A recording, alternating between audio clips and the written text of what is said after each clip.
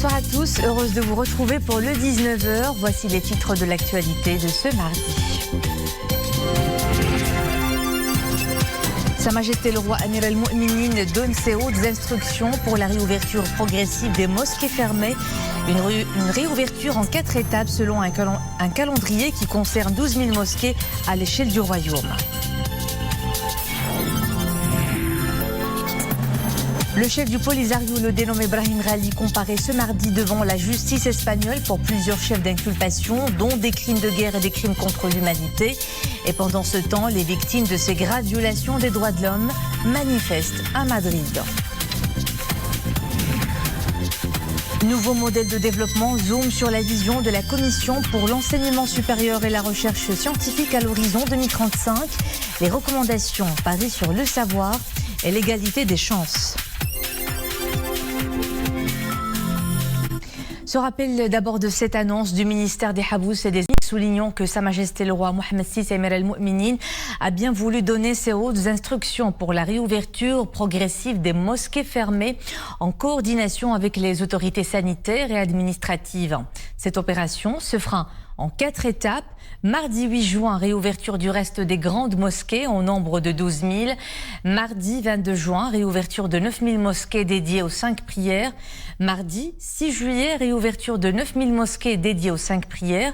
Et mardi 20 juillet, 10 000 mosquées dédiées également aux 5 prières. À présent, ce communiqué conjoint des ministères de l'Intérieur et des Affaires étrangères, selon lequel Sa Majesté le Roi Mohammed VI a bien voulu accorder ses très hautes instructions à ces 2 départements afin que la question des mineurs marocains non accompagnés se trouvant en situation irrégulière dans certains pays européens soit définitivement réglée. Mohamed Aitleshkar pour les développements. Le communiqué des 2 ministères indique que Sa Majesté le Roi Mohammed VI avait souligné à plusieurs reprises, y compris à des chefs d'État étrangers, l'engagement clair et ferme du Royaume du Maroc à accepter le retour des mineurs non accompagnés dûment identifiés. Des mécanismes de coopération ont été mis en place à cet effet avec certains pays, notamment la France et l'Espagne, des mécanismes qui ont abouti au retour au Maroc de plusieurs dizaines de mineurs.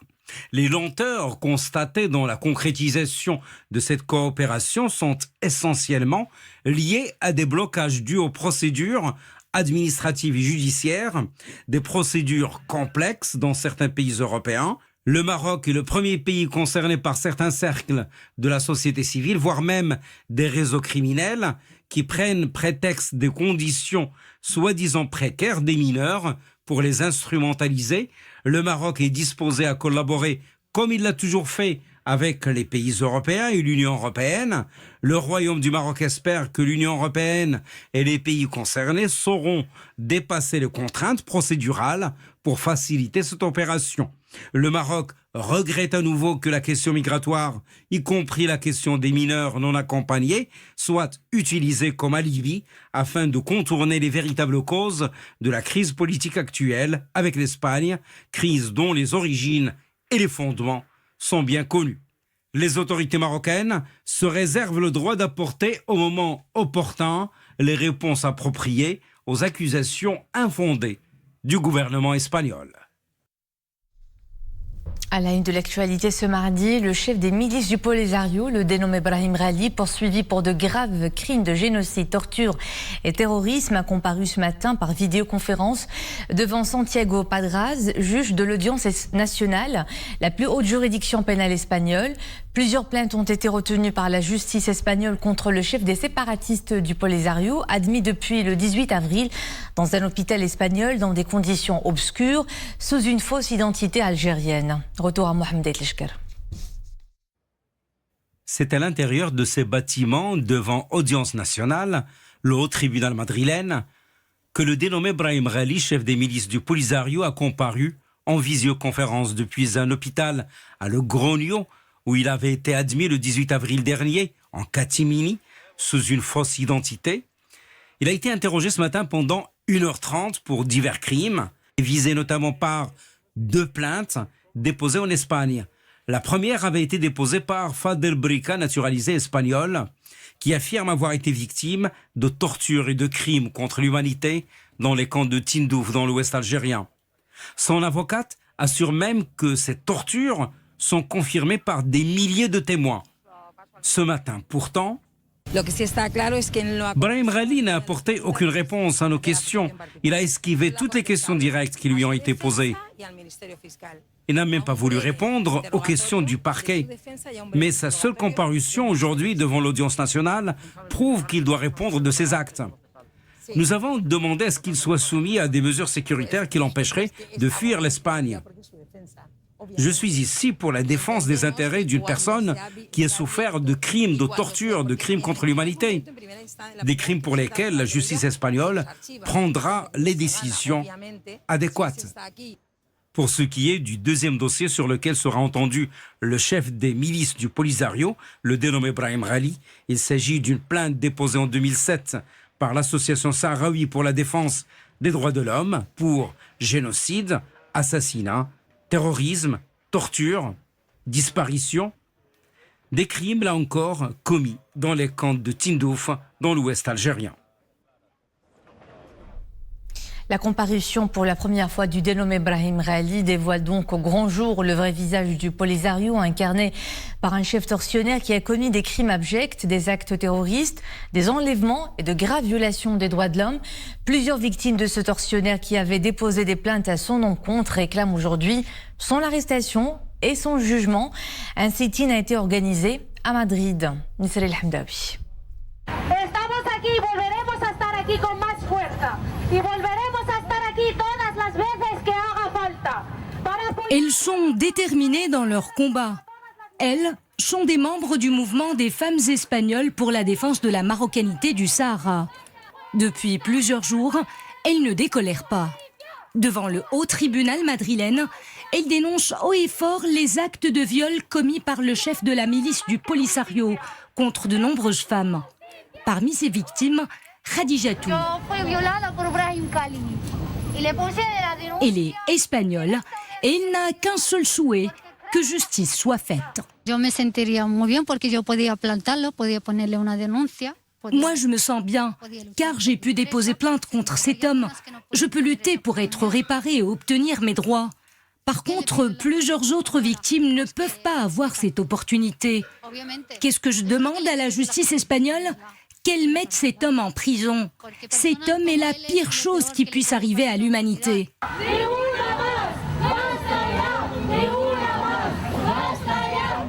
Pas une de plus, ça suffit. Scandent les manifestantes auprès de certains hommes mobilisés pour la même cause. Tous sont engagés à porter la voix de celles qui continuent de subir les pires atrocités dans les camps de Tindouf, dans l'ouest algérien.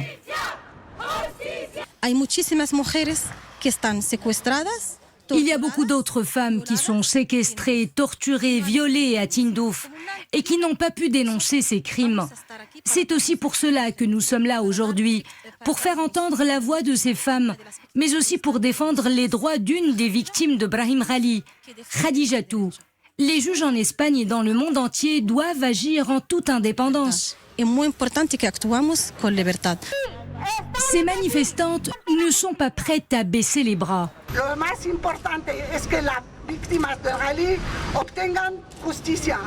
Leur lutte pour la restauration de la dignité des femmes victimes de viols dans les camps de Tindouf, elles l'amèneront jusqu'au bout, le bras levé.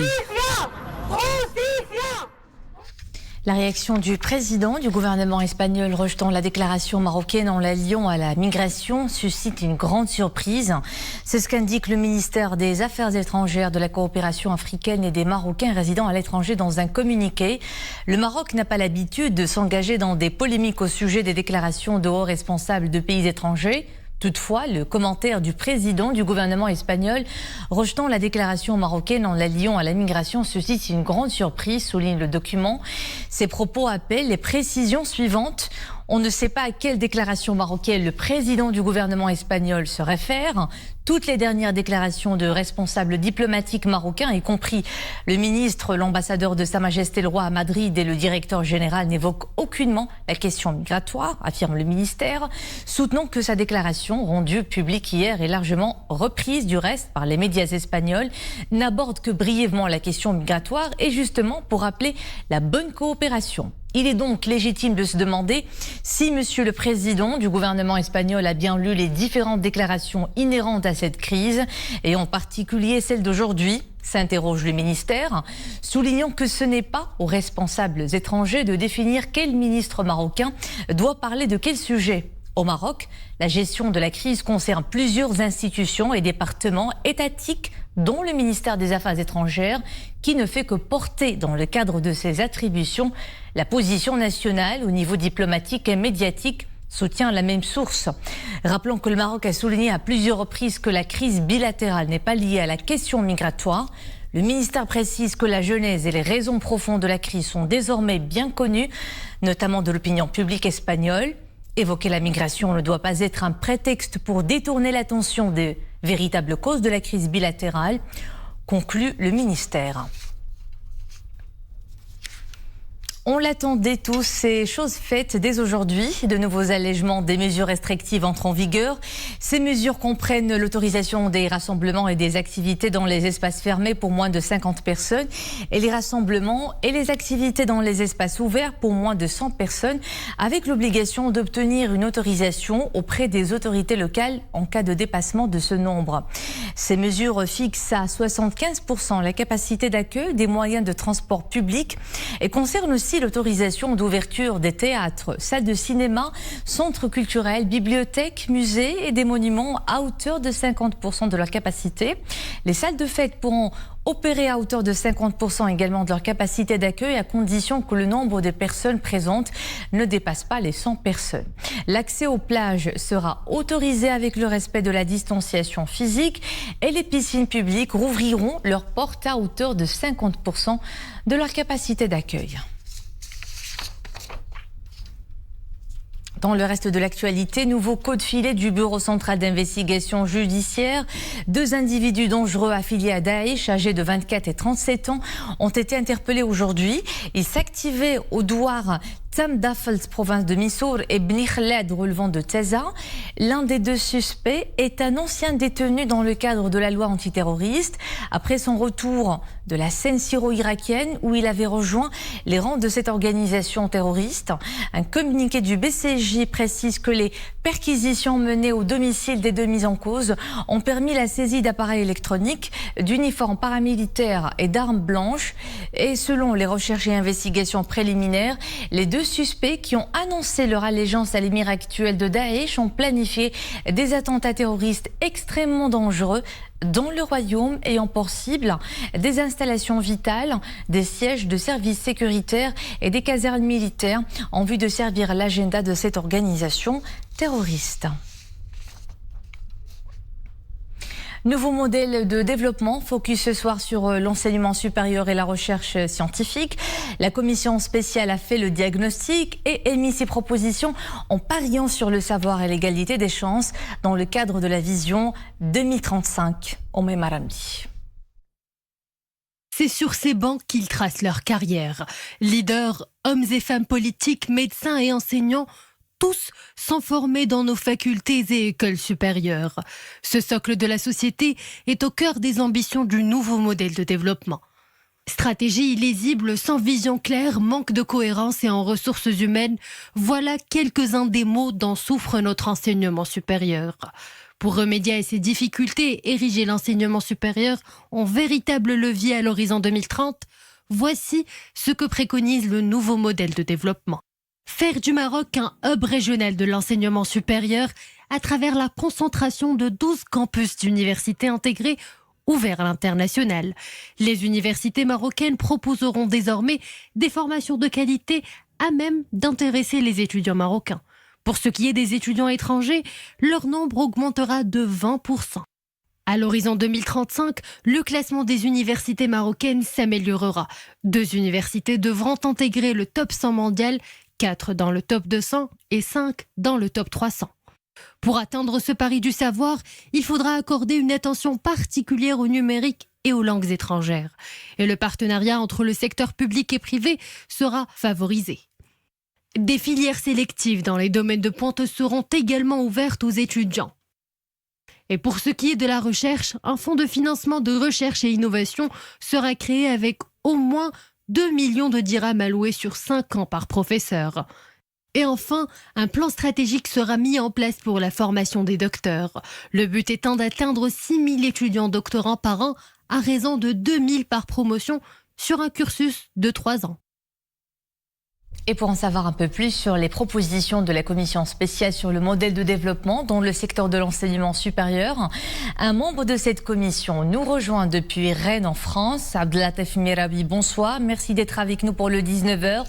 Vous êtes également président de la commission permanente de la recherche scientifique et technique et de l'innovation au Conseil supérieur de l'éducation, de la formation et de la recherche scientifique. Le nouveau modèle de développement préconise un nouveau cap qui se base sur un pari du savoir, une sorte de levier pour l'égalité des chances. Que préconise donc le nouveau modèle pour concrétiser cette ambition ? D'abord, merci beaucoup et bonsoir à tous les téléspectateurs. Vous le savez, dans tous les pays du monde, aujourd'hui, l'économie du savoir constitue un axe important dans le développement des pays. Et donc, bien évidemment, au lieu de parler d'égalité des chances, nous préférons parler d'équité. Et je pense que le Maroc a l'avantage d'avoir une jeunesse et un pourcentage de jeunesse qui est très important aujourd'hui. Et si vous connaissez l'histoire des pays qui ont avancé, je prends la Corée, mais je prends encore d'autres pays, c'est au moment où il y a justement cette quantité de jeunes, c'est là où ils ont profité et à travers l'économie, la société d'économie du savoir. Donc bien évidemment, les difficultés de l'enseignement supérieur marocain est connue et vous avez très bien résumé tout à l'heure dans le reportage.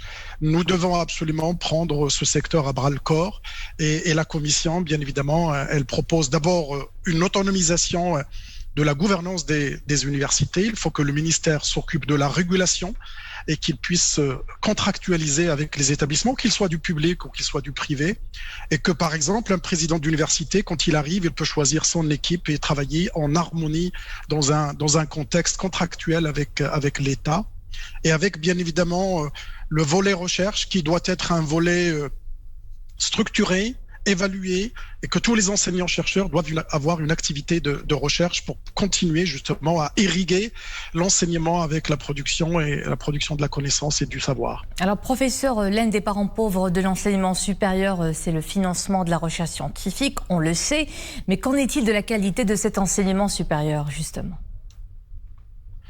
Alors oui, bien évidemment, c'est toujours le verre à moitié plein ou à moitié vide. Je pense que l'université marocaine aujourd'hui, elle a traversé des moments qui étaient de très bons moments où on a aujourd'hui tout le paysage marocain, il est quand même avec des diplômés de l'université marocaine. Malheureusement, ils sont en train de partir à la retraite et la qualité d'aujourd'hui, nous le savons, elle est pas bonne. Elle va être encore pire dans les prochaines années si on ne fait rien. Et justement, c'est pour ça que le modèle répond à cette question, parce que le départ à la retraite sera massif.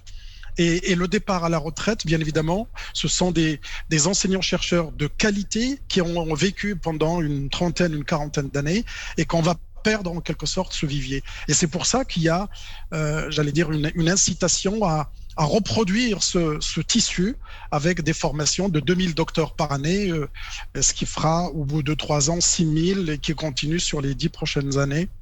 Donc bien évidemment, le financement de la recherche est le parent pauvre aujourd'hui, mais nous avons préconisé de pouvoir mettre en place les financements nécessaires pour que justement on puisse relever ce défi. Et souvent, quand on parle de recherche, la recherche, c'est pas simplement l'intervention de la subvention publique. C'est aussi entraîner les entreprises, entraîner le secteur privé à faire de la recherche développement et à la connecter comment le secteur privé, on reste sur ce même registre, comment le secteur privé puisse-t-il financer la recherche scientifique, créer de la valeur ajoutée pour plus tard une véritable croissance et un moteur économique ?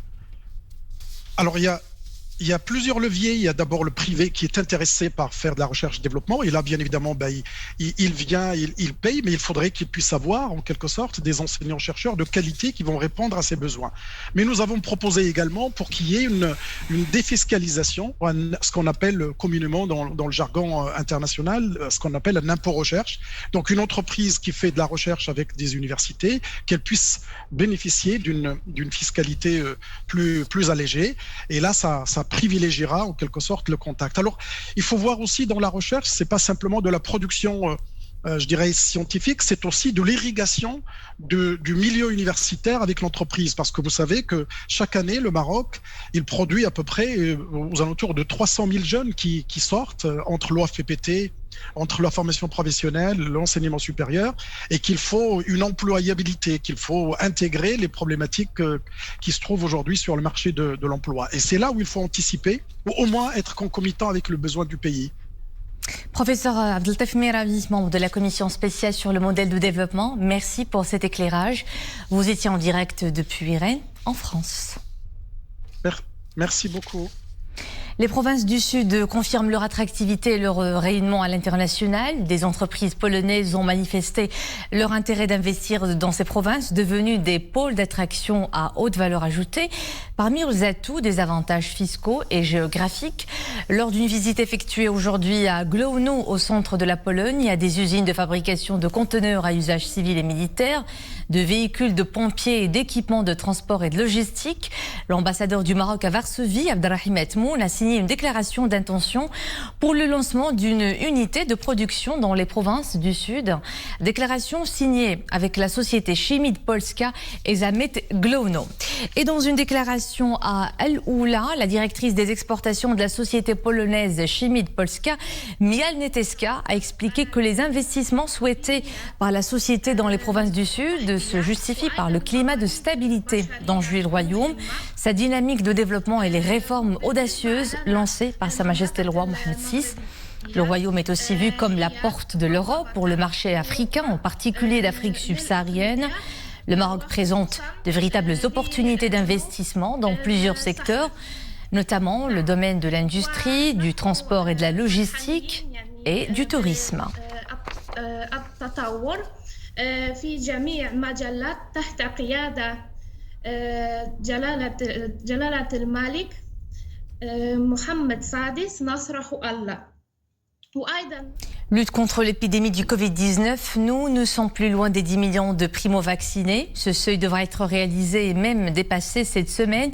Nous en sommes déjà à 8 772 982 personnes à avoir reçu une première dose de vaccin, dont plus de 5 600 000 ayant reçu les 2 doses. Pour ce qui est de l'évolution de la situation épidémiologique, 394 nouvelles infections enregistrées en 24 heures. Et 7 décès pour près de 3000 cas actifs, un indicateur qui inquiète dans une certaine mesure.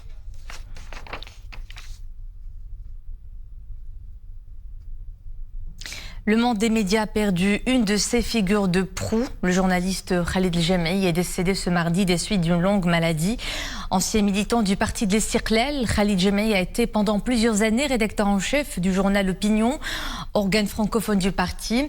Le défunt était également écrivain et analyste politique reconnu pour ses pairs, pour son style d'écriture distingué et ses positions politiques. El-Jamaï a travaillé pour plusieurs supports médiatiques. Il est également l'auteur de nombreuses publications. Nous sommes à Dieu et à lui nous retournons. Le programme Manarat al-Mutawassit de la province d'Al-Hoceima, que de chemin parcouru depuis son lancement.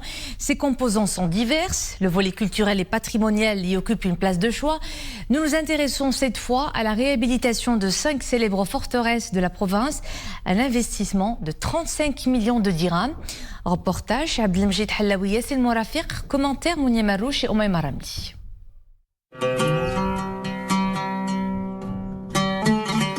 Ceinturée de ses hautes murailles, elle domine la côte méditerranéenne à l'embouchure de l'oued Bni Boufrah. Depuis sa construction au XVe siècle, sous le règne des Almohades, la forteresse Torres a joué un rôle de défense contre les convoitises étrangères. Si aujourd'hui, ce monument tient debout et brille par sa splendeur, c'est qu'il a bénéficié tout récemment d'une vaste opération de réhabilitation. La restauration de la forteresse Torres préservera le patrimoine culturel et historique de toute la région. Cela contribue à la promotion touristique de la ville et des zones avoisinantes. Un autre trésor sauvé également de l'usure du temps, la forteresse rouge.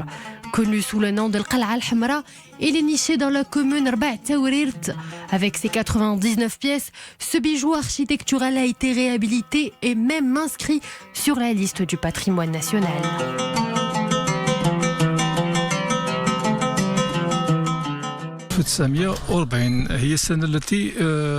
Cette citadelle avait été bâtie en 1940.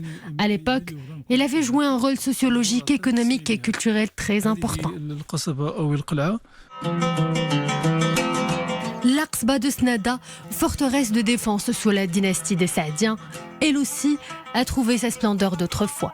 Sans oublier bien évidemment le site archéologique Al-Mzama, lui aussi a petit à petit retrouvé ses lettres de noblesse. Cette vaste opération de restauration s'inscrit dans le cadre du programme Al-Husayma Manarat Al-Mutawassit. Elle a nécessité un investissement de plus de 35 millions de dirhams.